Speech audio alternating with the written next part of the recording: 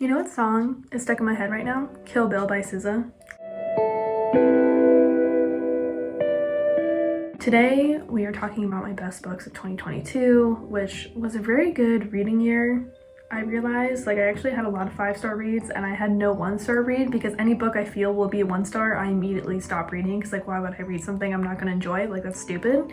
And so I made some cover pages and I'm going to just be looking down. So if I look down, it's because I don't know what's coming next. Let's just get into it. We're going to start for number 10 and work our way up to number 1. Coming in at number 10 is the It Ends With Us / It Starts With Us duology by Colleen Hoover.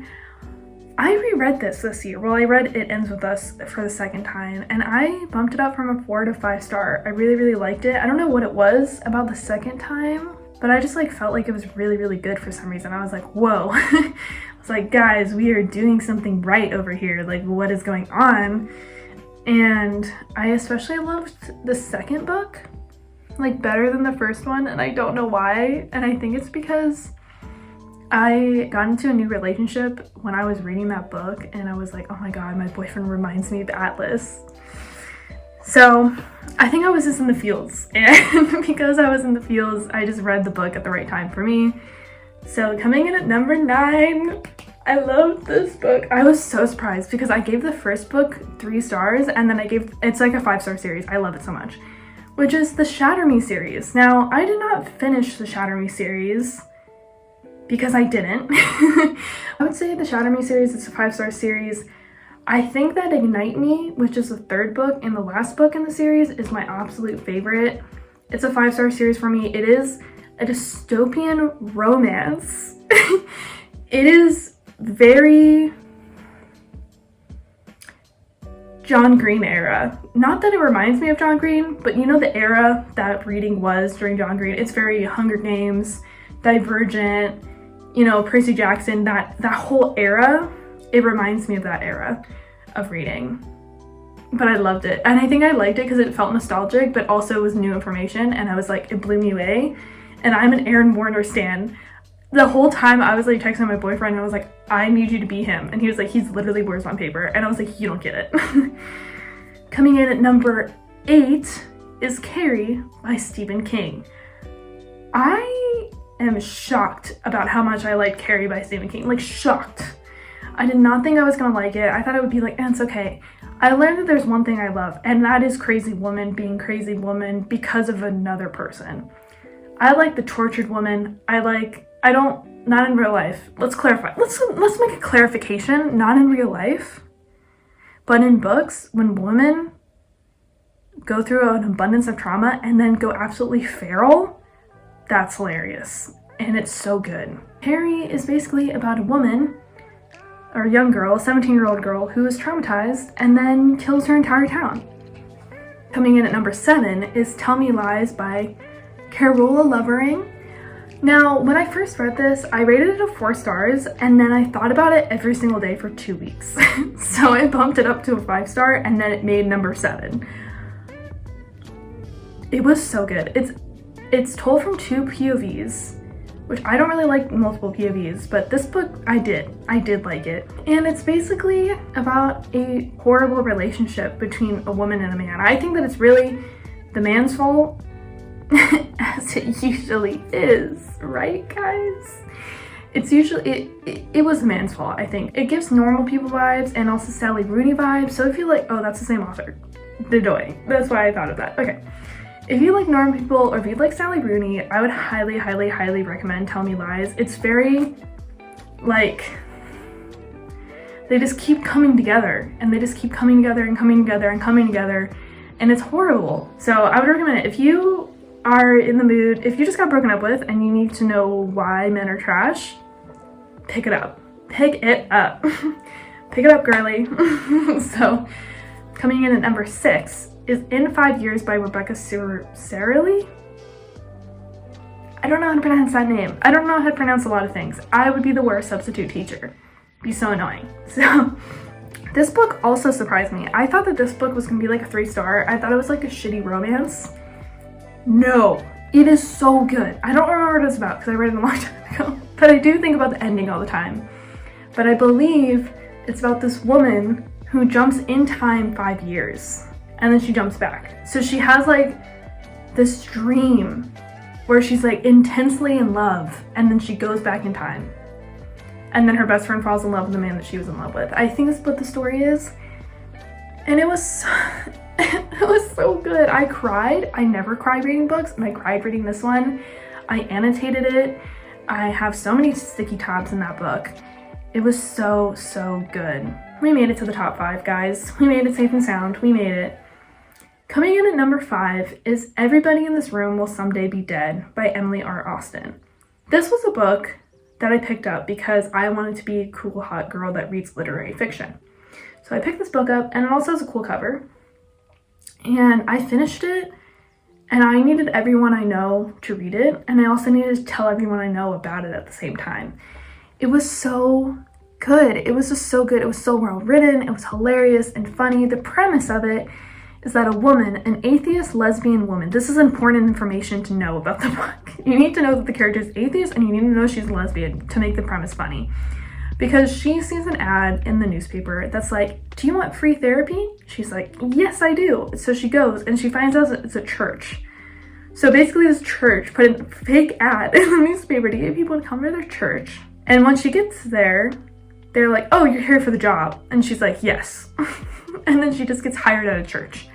And it's so weird. And it's a lot about anxieties about dying and the anxiety that comes with mortality. And it is so good, and even made me write a short story. Like, it influenced me to write a short story. Okay, now we're at number 4. I'm a little embarrassed to say what my number 4 is because it is a Harry Potter fan fiction. I read this when I was not doing well. I was not doing well mentally, and I needed to pick me up, but I wanted something new. And so I entered Harry Potter fan fiction TikTok, which is a dangerous, scary place to be. If you've never been there, never venture. And everyone was talking about all the young dudes, and I was like, what is this fanfiction? So I looked it up, and it's about the Marauders, which is Harry's parents and his friends, which are all featured in the original Harry Potter novels written by Harry Potter and no one else. And so I read All the Young Dudes, years 1 through 4 by Miss King Bean 89. You can find her on AO3. I loved this fanfiction so much, and it's like a full-length novel. Like, if it is so beautiful and well written, and it's like a slow burn romance. It has family. It's cozy. There's nostalgia because of Harry Potter, and you're not supporting a shitty person when you're reading it, which is also great. So I would highly recommend, if you're a Harry Potter fan and you want to know more about Harry's parents, or if you think that you don't want to, you do want to because you want to read this fanfiction. I can promise you that. I'm a Remus girly, but I would want to date James. I'm going to stick to that. Now we're in the top 3. Coming in at number 3 is Imaginary Friends by Steven Chbosky, or the guy that wrote Perks of Being a Wallflower and directed the movie and wrote the movie. Imaginary Friend is a story about a young boy. It's a horror novel. It's a 734-page horror novel. And it is about a young boy who found an imaginary friend in the forest behind his house and then disappears for like a week. And then comes out and he's like, I don't know what happened. It was horrifying. I loved the ending. I thought it was a beautiful, beautiful story. I just remember I was like, I need to read this again and again and again and again and again. I definitely have to read it again. I don't know how I have to read it that many times, but it was so good. I highly recommend if you like, I don't know, you should just read it. I don't even know, you should just read it. It was so beautiful. It was beautifully told. It had morals. So I would highly recommend, highly. The next book is another series. It's number 2, which is the Heartstopper series by Alice Oseman. I read this 4 times this year, so this probably should be my favorite, but it's just not. It is my second favorite. It's like my first one's here and my second one's here. Like, they're touching, they're fighting, they're dueling it out, you know? I read this series 4 times this year, which I feel like says it all, and I feel like I don't have to explain the Heartstopper series because it's a Netflix show. It went viral on TikTok, it went viral on Instagram, it went viral before the show started. It's also a webcomic, so if you don't have money, and you have a computer or you have a library that has a computer, you can go and you can read it. It's just so comforting and cozy, and I smiled and I cried. My favorite book out of the series is Heartstopper Volume 4, but I just put the whole series on there because it was you can read it in like a day. So, and number 1, drum roll. It sounds so good. Okay, is everyone's favorite book of the year, which is I'm Glad My Mom Died by Jeanette McCurdy. I got this for my birthday because I especially requested it, and then I read it on my birthday and I finished it about a day later. Even though I was traveling for 6.5 hours, I still found a way to read it. It is so good. I do want to say that there is a trigger warning for eating disorders and mommy issues, and there's mentions of schizophrenia. So if any of that is harmful to your brain, maybe pick it up later. Maybe take a break. But it's so funny, it's so good, it's so well written, it's insanely well written. Like, I cannot believe how well written this book is. I think everyone and their mom needs to read it. I think it shows what therapy can do for a person and how it can be damaging to a person if you have the wrong therapist. It is just so good. I remember it was a book where me and my mom talked about it because it made me want to read more memoirs of people that I admired in the past or liked in the past or vaguely know about. Like, I really want to read Matthew Perry's memoir, and I never would have wanted to if I didn't read this memoir. And I think it is genuinely the best book of the year for everyone. I've heard everyone and their mother talk about this book. It was so good. And that is my top 10 books of the year of 2022. And that is it. And that's all. And that's all there is. So I'm going to go now. I'm going to go party hardy. How did I say that? No one knows. And I hope that you guys enjoyed my video, and I want to thank you if you guys stuck around or if you guys clicked off right away. I want to thank you. It's just really nice of you to be here. So let's get into it. Yeah. Okay. That was so cringe. I'm gonna go. Bye.